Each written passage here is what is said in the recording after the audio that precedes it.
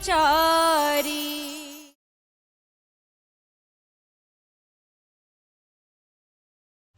तो याद रखना आकाश सिंह, मेरी मांग में ये सिंदूर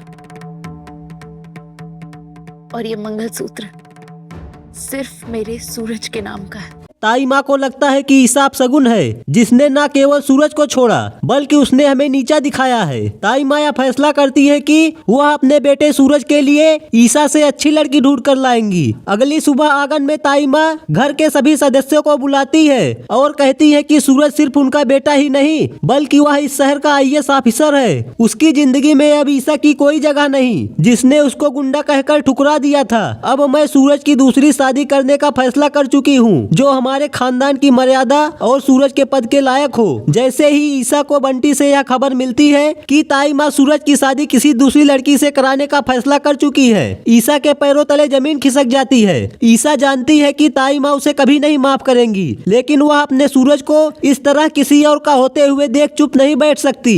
इधर ताई माँ ने दूसरी शादी की रस्में शुरू कर दी है। घर में मेहमान आने लगे। सूरज चुपचाप एक कोने में खड़ा है। उसकी आंखों में ईसा की यादें हैं, लेकिन वह ताई माँ के सम्मान के आगे अपने आप को बेबस महसूस कर रहा है। उसे वह समय याद आता है जब उसने ईसा के लिए IAS बनने की कसम खाई थी। ठीक उसी वक्त ईसा की वहाँ पर एंट्री होती है। ईसा अपनी छोटी मिसू का हाथ थामे हुए अंदर कदम रखती है। उसे वहाँ पर देखते ही पूरे घर में सन्नाटा छा जाता है। ताई माँ चिल्लाकर कहती है, तुम यहाँ किस हक से आई हो, जाओ यहाँ से। ईसा हिम्मत जुटाकर जवाब देती है, ताई माँ, मेरा सिंदूर और मेरा मंगलसूत्र आज भी सूरज के नाम का ही है। आप भले ही मुझे इस घर से निकाल देंगी, लेकिन एक पत्नी का हक आप मुझसे नहीं छीन सकती। इधर सूरज ईसा को देखकर सन्न हो जाता है। एक तरफ उसका पुराना प्यार है, जिसकी पायल की आवाज उसे हमेशा सही रास्ते पर लाती थी, और दूसरी तरफ उसकी ताई माँ का सम्मान है। मीसू दौड़कर सूरज के पास आती है और उसका हाथ पकड़कर कहती है, सूरज अंकल, क्या आप मेरी ईसू को घर से निकाल देंगे? मीसू की मासूमियत सूरज के पत्थर दिल को पिघला देती है। इधर ताई माँ अपनी बात पर अड़िग है। वह कहती है कि अगर यह औरत यहाँ रहेगी तो मैं यह घर छोड़कर चली जाऊंगी।